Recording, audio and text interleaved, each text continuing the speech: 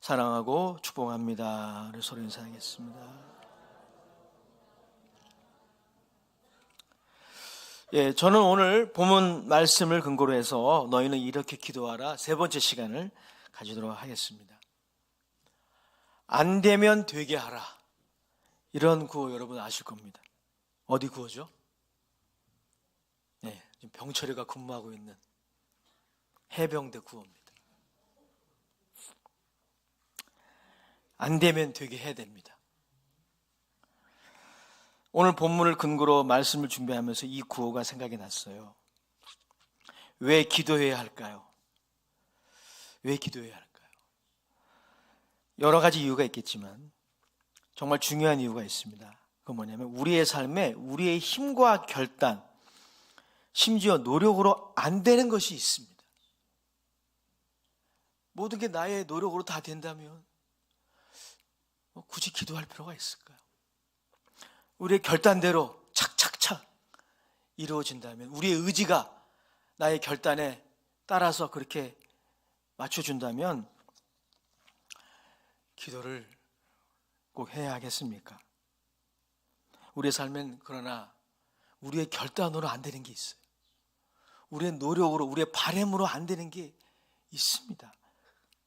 동시에 꼭 돼야 되거든요. 반드시 돼야 되는 일인데 잘 안 돼요, 이게. 그런 것들이 우리의 인생에 있다는 것입니다. 예수님께서는 그 세 가지, 우리 인생에 잘 안 되는 거, 그래서 그거 기도해야 된다라고 하는 그 세 가지 제목을 오늘 말씀하셨어요. 먼저 이것을 기도하라는 것입니다. 그것은 먼저 하나님의 이름이 거룩히 여김을 받기를 기도하라 말씀하시고요. 그리고 둘째는 하나님의 나라가 임하기를 기도하라 말씀하십니다. 세 번째는 그의 뜻이 이 땅에서 이루어지기를 기도하라고 말씀하십니다. 할렐루야. 물론 이 부분에 대해서 우리가 오해해서는 안 됩니다. 신학자 R.T. 프란스가 옳게 해석했듯이 이 말씀은 우리가 기도를 해야만 그의 이름이 거룩하게 되기 때문이 아닙니다. 또 우리가 기도해야만 하나님의 나라가 임하기 때문에가 아닙니다. 우리가 기도를 해야만 그의 뜻이 이 땅에서 이루어지기 때문에 기도해야 되는 게 아니에요. 우리의 반응과 관계없이 그의 이름은 홀로 거룩하십니다. 그의 나라와 통치는 영원합니다. 그의 뜻은 하늘에서 이루어진 것까지 이 땅에서도 이루어지고 있고 이루어질 것입니다. 그러면 도대체 무엇이 안 되길래 예수님은 기도하라고 하셨을까요? 오늘 그 세 가지를 살펴보기 원해요. 먼저 그의 이름은 존귀하고 거룩하지만 이 땅에서 그를 경외하지 않는 사람, 그리고 그러한 모습이 태반이기 때문에 우리는 그의 이름이 거룩히 여김 받기를 기도해야 합니다.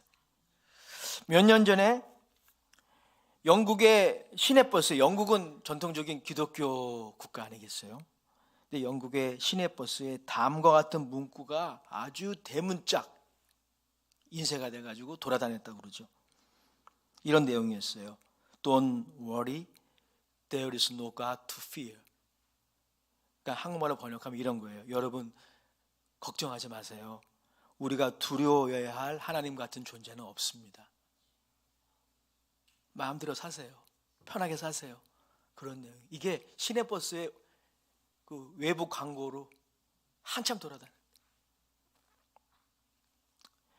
이제 여러분 영국 같은 경우는 차별금지법까지 통과돼서요, 복음 전도도 제대로 못해요. 복음 전도를 우리가 했을 때 그 복음 전도를 받는 사람이 내가 지금 강제 포교를 당하고 있다라고 인권위에 신고하잖아요. 벌금 내야 돼요.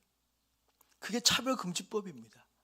단순히 여러분 동성애 문화를 반대하는 법이 아니에요.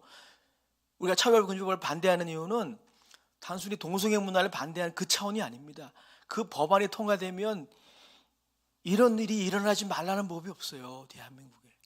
영국은 지금 그런 실정이에요. 북미는 어떤가요? 미국, 캐나다 전통적인 기독교 국가죠. 현재 그래도 가장 많은 선교사를 해외 파송한 나라가 미국 아닙니까? 네, 여러분 북미도 다 타락했어요. 여러분, 외국 영화를 보면 주인공들이 기분 나쁜 일이 있을 때 젠장, 제기랄, 빌어먹을 이런 말을 쓸 때 쓰는 단어가 있어요. 뭔지 아세요? 지저스입니다. 지저스가 뭐예요? 예수예요, 예수. 우리가 그렇게 귀하게 부르는 그 예수. 그 예수의 이름을 그렇게 사용해요. 젠장, 요즘엔 된장이라 그러더라고. 제기랄, 빌어먹을. 왜 그 말을 하는데 지저스란 말을 씁니까? 그만큼 타락한 거예요. 이게 우리의 현실입니다. 사랑하는 성도 여러분, 보십시오. 우리가 하나님의 이름이 거룩히 여김 받기 위해서 기도해야 하는 것은 이것이 우리의 땅의 현실이기 때문에 그래요. 심지어 기독교 문화가 전통인 국가에서 이러니 다른 나라 말할 나위가 없는 거죠.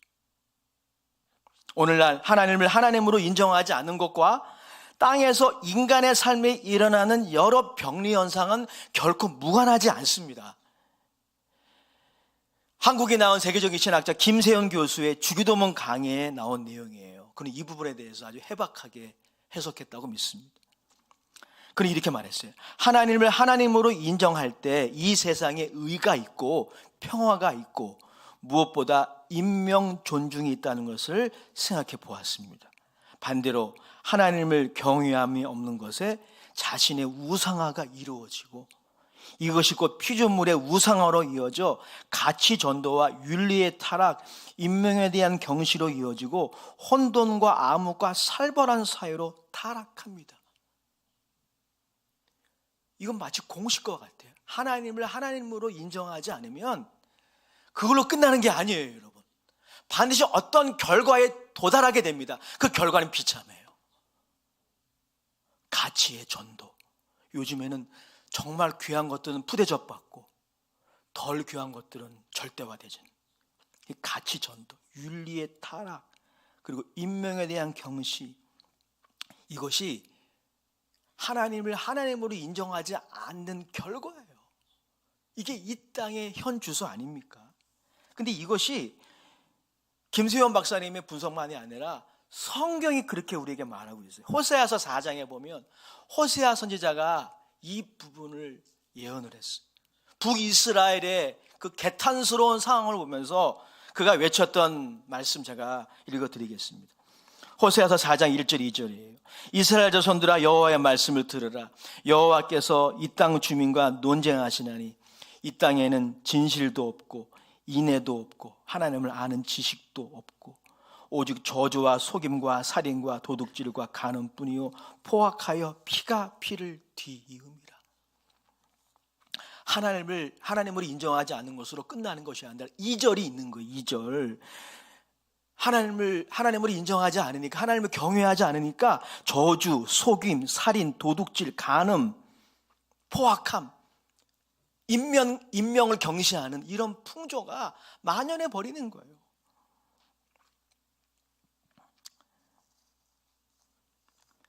설교를 준비하면서 잠깐 인터넷 뉴스를 보았는데 참 어이가 없고 큰 충격이 아닐 수 없는 사건 하나를 제가 발견하게 됐어요. 대한민국에서 일어난 일이에요. 또래 여학생을 남학생들이 집단으로 성폭행을 하고 그걸 영상통해 중계까지 했어요. 그들이 재판에 넘겨졌다고 합니다. 대전지법 제12형사부에서는 15일 10대 고등학생 A군 등 5명에 대한 첫 공판을 진행했습니다. 이들은 14일 새벽 대전 한 모텔에서 또래 여학생을 모텔에 감금하고 폭행하며 성폭행을 한 혐의를 받고 있습니다. A군 등은 영상통화로 이 성폭행 장면을 생중계했어요. 큰 충격을 주는 것입니다. 그리고 피해 여학생들에게 임신을 못하게 해주겠다며 성폭행을 벌인 것으로 알려졌습니다. 피해자를 모텔로 데려와 집단폭행, 성폭행, 그리고 영상 촬영과 중계까지 벌였습니다. 피해 여학생의 건강 상태가 나빠져 병원으로 옮겼다가 의료진의 신고로 범행이 발각됐어요. 대한민국에서 일어난 일이에요, 여러분. 이런 일들이 지금 이 땅의 현실 아닙니까? 원인이 뭐예요? 하나님을 두려워하지 않는 겁니다. 하나님을 조금이라도 두려워한다면, 하나님이 지금 보고 계셔, 이런 의식이 조금이라도 있다면, 신랑같이라도 있다면 이런지 못하죠. 하나님을 하나님으로 인정하지 않고 하나님을 경외하지 않는 삶의 결과는 좀 시간적인 차이가 있을 뿐이지 결국은 이거예요. 하나님을 두려워함이 있는 사람이, 또 그러한 사람이 사는 사회에 이런 일이 있을 수가 없는 것입니다. 그리스도인들도 이 점에 대해서 정직할 필요가 있습니다. 우리 중에는 적어도, 모르겠어요, 그런 분이 계신지 모르겠지만, 우리 중에는 11시 예배 참여한 여러분 중에는 이론적 무신론은 없으실 거예요. 대놓고 하나님을 믿으니 내 주먹을 믿어, 하나님은 없어 라고 말하는 분이 이 자리에 예배를 드리겠습니까? 우리 중에는 그런 분은 없을 거라고 저는 확신합니다. 그러나 우리 중에도 실천적 무신론이 많아요. 즉 이론적으로는 하나님을 부정하지는 않지만 생활 속에서는 하나님 없이 살아가는 사람들이 굉장히 많아요. 그것은 그걸로 끝나는 게 아니라 땅의 열매로 나타납니다. 성경에 보십시오. 구약 성경에 누가 하나님의 이름을 욕되게 했습니까? 이방인이 아니에요. 이스라엘이었습니다. 이스라엘이라는 이름, 그 엘자라는 이름은 하나님을 의미하는 거예요. 이스라엘이라는 그 이름 자체에 하나님의 이름이 담겨져 있는 겁니다. 그래서 성경을 보십시오. 누가 하나님의 이름을 욕되게 했습니까? 이스라엘이 욕되게 했어요. 주의 이름으로 일컬음을 받은 이스라엘의 범죄와 타락이 하나님의 이름을 더럽힌 것입니다. 주의 이름으로 일컬음을 받은 하나님의 백성들이 이스라엘만이 아닙니다. 오늘날도 마찬가지예요. 주의 이름으로 일컬음을 받는 우리들이 그를 경외하지 않고 타락하여 세상보다 도덕적으로 더 못할 때 그의 이름은 더럽혀지는 것입니다. 그러므로 이 첫 번째 기도 제목은 하나님의 이름이 우리의 삶 가운데 거룩해지기를 기도하는 것입니다. 하나님의 이름이 원래 거룩해요. 원래 존귀합니다. 그러나 우리 안에서 거룩해지기를 원합니다. 할렐루야. 우리가 하나님을 경외하는, 하나님을 두려워할 줄 아는 사람이 되었으면 좋겠습니다. 근데 이게 잘 안 되거든요. 그래서 기도해야 되는 거예요. 두 번째 우리의 기도 제목은 무엇입니까? 그의 나라가 임하기를 기도해야 합니다. 다시 말씀드리지만 우리가 기도를 해야만 그의 나라가 임하기 때문에 이 기도를 해야 하는 것은 아닙니다. 그의 나라는, 하나님의 나라는 이미 예수 그리스도를 통해 이 땅에 도래하였고 시작되었어요. 그의 통치를 막을 그 어떤 피조물도 존재하지 않습니다. 그러면 왜 기도하라고 예수님 말씀하셨을까요? 다음과 같은 이유가 있습니다. 하나님의 나라는 이미 예수 그리스도 안에서 시작됐고 존재하는 실제이지만 그 하나님 나라의 통치, 그 하나님 나라의 다스림에 모든 사람이 승복하는 것은 아닙니다. 아직도 여전히 수많은 사람들이 하나님의 통치와 하나님의 다스림을 간섭으로 여겨요. 거기에 승복하지 않습니다. 반면 여기에 복된 소식이 있어요. 누구든지 하나님의 나라의 통치를 받아들이는 자는 하나님 나라의 시민이 되는 것입니다. 하나님 나라가 그에게 임하는 것입니다. 예수님이 그 비유를 겨자씨 비유로 하셨죠. 겨자씨는 정말 작은 거지만 그게 땅에 떨어지면 잘 눈에 보이지도 않아요. 자라는지 안 자라는지. 그런데 그게 땅에 떨어지게 되면 언젠가는 큰 나무가 되지 않습니까? 그렇습니다. 하나님의 나라는 그 나라를, 그 하나님의 통치를 받아들이는 자는 누구에게든지 임하기 시작합니다. 혹자의 표현대로 하나님의 나라는 우리가 건설하는 것이 아니라 하늘로부터 임하는 것입니다. 그리고 우리의 행위가 아니라 은혜로 임하는 것입니다. 누구든지 비록 영적으로 도덕적으로 부족해도 하나님의 통치를 받아들이는 사람은 그 나라의 백성이 되는 것입니다. 그래서 성경은 우리들에게 복음을 얘기하고 있어요. 따라합시다. 누구든지, 더 큰 소리로 누구든지 주의 이름을 부르는 자는 구원을 얻으리라. 할렐루야. 예수님을 주라고 고백하십니까? 우리가 그렇게 고백하잖아요. 예수님을 주라고 고백하는 것은 예수님의 통치를 받아들이는 거예요. 하나님의 다스림을 내가 받아들입니다. 그걸 인정하는 것이죠. 여러분, 얼마나 좋습니까? 우리의 행위 때문이 아니고 우리의 자격 때문이 아니라 하나님의 은혜로 우리에게 임하게 하신 하나님의 나라를, 하나님의 통치를 받아들이면 다 구원받게 되는 것입니다. 그런데 요걸 싫어하는 놈이 있어요. 얼마나 좋아요, 여러분. 하나님 나의 통치를 받아들이고 인정하면 돼요. 주의 이름을 부르면 됩니다. 마음으로 믿어 의에 이르고 입으로 시인하여 구원받게 되는 것입니다. 요걸 싫어하는 놈이 우리 안에 있어요. 내부의 적이 바로 죄성입니다. 우리 안에 여전히 우리의 장애물이 되는 죄성이라는 놈은 그것을 몹시 싫어합니다. 여러분들이 하나님의 나라의 통치를 받아서 영혼이 잘 되고 범사가 잘 되고 강건한 거, 그걸 아주 안 좋아합니다. 그 놈들은 하나님의 통치와 다스림을 받기를 싫어하는 존재, 원래 그런 존재예요. 왜 마귀입니까? 왜 사단입니까? 원래 안 그랬거든요. 원래 하나님의 최측근 천사라고 하지 않아요? 카톨릭 전승에 의하면. 근데 언제부턴가 하나님의 다스림 받기를 싫어한 거예요. 로마서 1장 28절에 보면 이 인간의 이 죄성의 본질을 이렇게 표현하고 있는데 이것이 바로 그런 내용이죠. 같이 한번 읽어보겠습니다. 시작. 또한 그들이 마음에 하나님 두기를 싫어하며 하나님께서 그들을 그 상실한 마음대로 내버려 두사 합당하지 못한 일을 하게 하셨으니, 하나님을 마음에 두기 싫은 거예요. 이런 거죠. 하나님 저쪽에 계세요. 우리가 알아서 할 테니까 좀 내버려 둬요. 이러한 심리죠. 여러분, 이러한 자세는 우리에게 자유를 주시고 책임을 부여하신 하나님의 마음을 대단히 잘못 이해하는 자세입니다. 마치 하나님을 우리의 인생에 사사건건 간섭하여 방해하는 존재 정도로 이해하는 거예요.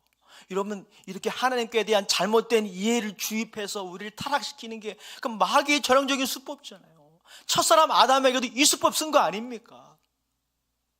마귀가 하와에게 찾아가가지고 이 수법 쓴 거예요. 하나님이 과연 동산에 있는 모든 나무의 실과는 먹지 말라 하시더냐? 하나님이 언제 그랬어? 그 질문이 벌써 뭘 내포하고 있는 거예요? 하나님을 그 옹색한 분으로, 하나님의 다스림과 통치를 우리의 인생의 어떤 걸림돌처럼 그렇게 여기게 하는 거예요. 이렇게. 여러분, 하나님이 최초 인간에게 자유를 주셨어요. 동산에 있는 모든 나무의 실과를 다 먹어라. 얼마나 과일이 많았겠어요. 하나만 먹지 마. 그게 복음 아닙니까? 그게 복음인데 이걸 비꼬는 거예요. 누가복음 15장에 나오는 탕자의 심리가 이런 심리예요. 하나님의 다스림과 통치 간섭하지 말라는 거예요. 탕자는 자기 스스로 아버지의 다스림을 받기를 거절하고 그것을 간섭으로 여기고 아버지의 품을 떠났어요. 아버지가 아직 돌아가시지도 않았는데 유산을 달라고 해가지고. 자식을 이길 부모가 또 없잖아요. 그래서 그 유산을 가지고 멀리 떠났습니다.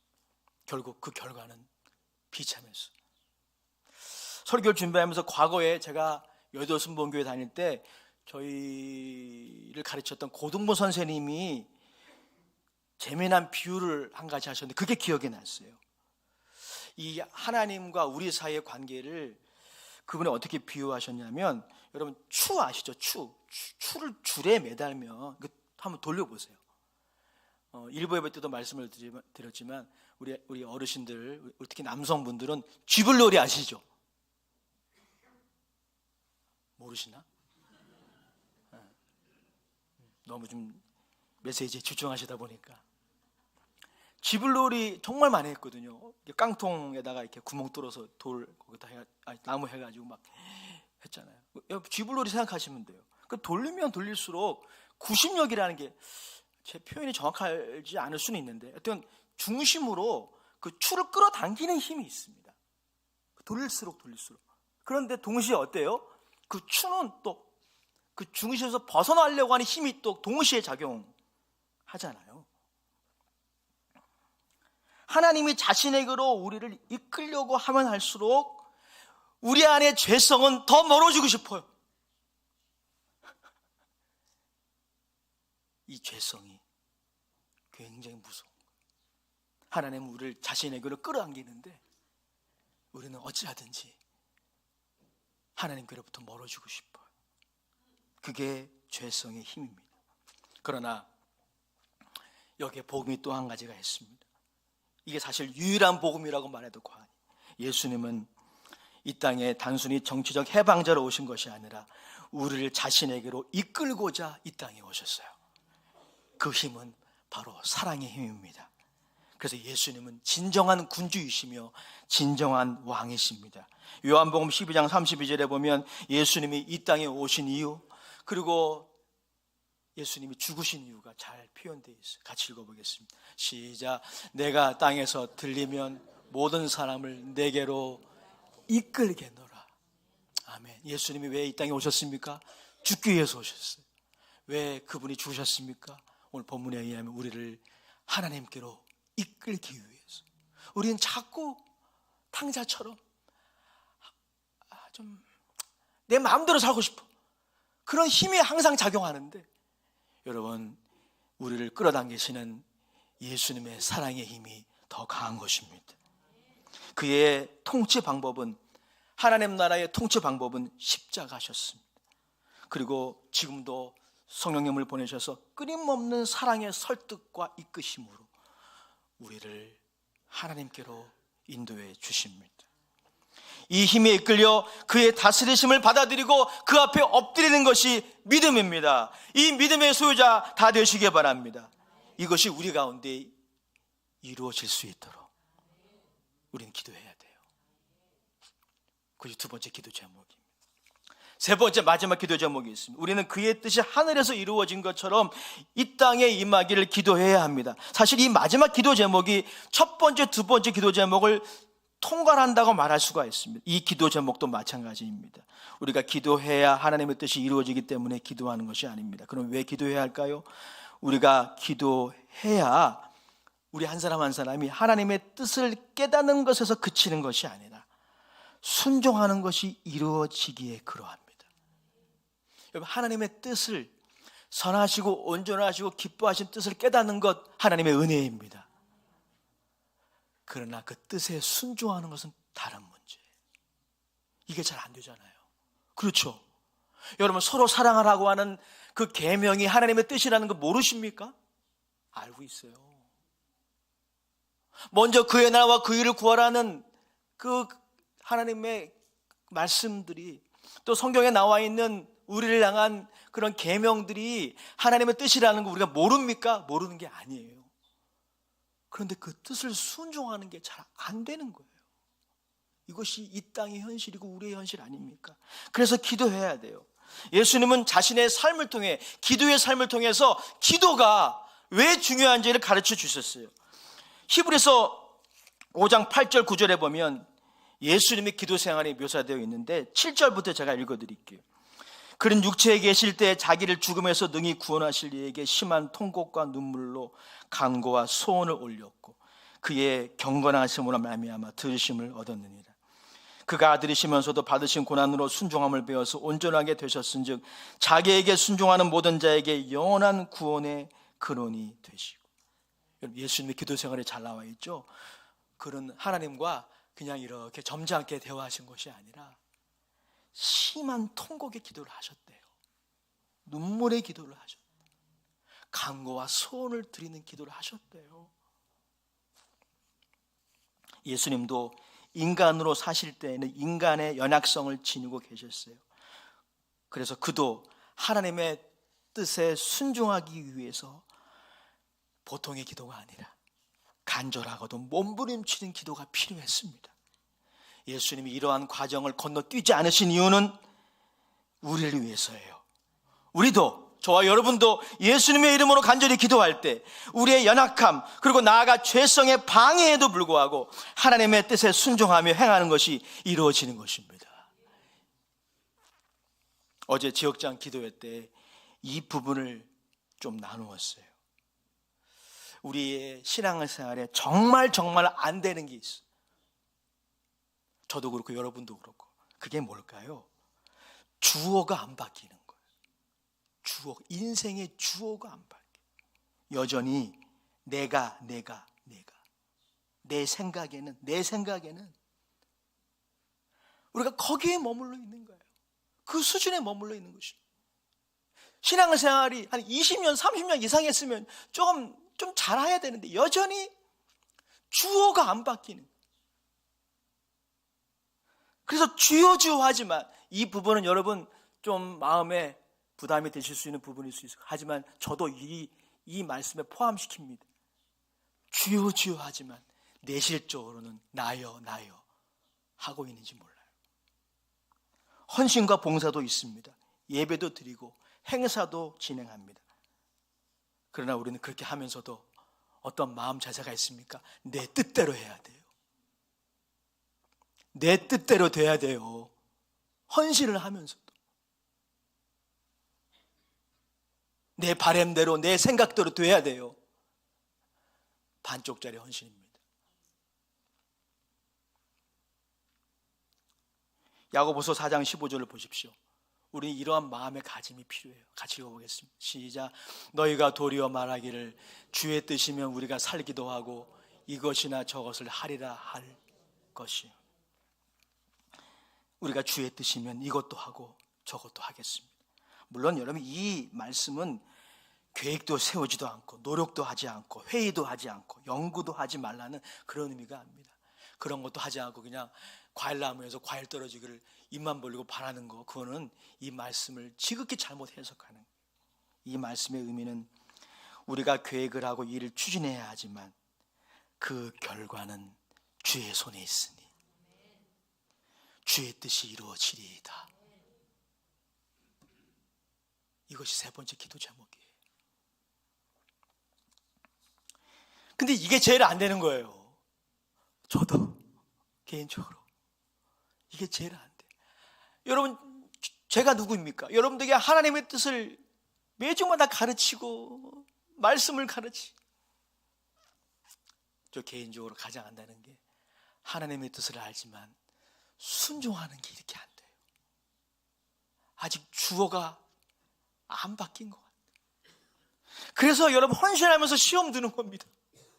왜? 여러분 시험 드는 분들 가만히 보면은 헌신을 안 한 분들이 아니에요. 과거에 헌신을 했고 교회를 섬겼던 분이에요. 시험에 들고 영적인 침체에 빠진 이유가 뭘까? 이 영적 싸움에서 지기 때문입니다. 할렐루야. 이겨야 돼요. 주인이 바뀌어야 돼요. 주어가 바뀌어야 돼요. 근데 이게 잘 안 되거든요. 이게 말이 쉽지. 그래서 기도해야 하는 것입니다. 기억하시기 바랍니다. 교회는, 따라합시다. 교회는 기도 공동체입니다. 예배 공동체입니다. 예수님이 성전을 정화하시면서 하신 말씀을 기억하십니까? 예수님이 성전이 그 원래의 목적을 상실했을 때 화를 내셨어요. 예수님이 그렇게 화내신 적이 별로 없습니다. 채찍을 드셔서 성전을 정화하셨어요. 그때 예수님 어떤 말씀을 하셨습니까? 내 집은 만민이 기도하는 집인데 너희들이 강도의 구렬로 만들었구나. 그래서 교회는 동호회와 다릅니다. 동창회와 다릅니다. 여타의 모임과 차별성을 지니는 거예요. 교회는 영적 공동체입니다. 주님의 피로 사신 공동체예요.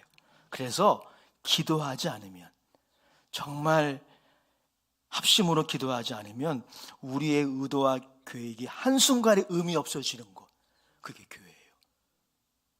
왜? 마귀가 방해하거든. 그게 선교를 위한 바자회든지 콘서트든지, 그게 수련회든지 어디 놀러 가는 것도 마찬가지예요. 기도해야 돼요. 마귀가 교회가 무너지는 것 너무너무 좋아합니다. 교회가 그 본질을 회복하고 예수 그리스도를 중심으로 하나 되는 것 너무너무 싫어해요. 몹시 싫어합니다. 여러분, 그 마귀란 존재를 퇴치할 수 있는 방법은 기도밖에 없습니다. 예수님이 그래서 말씀하셨잖아요. 기도 외에 다른 곳으로는 이런 유가 나갈 수 없어요. 세상에 어떤 공동체가 이해를 할 수 있습니까? 이 영적 싸움에서 이길 수 있는 것, 기도인 것입니다. 결론입니다.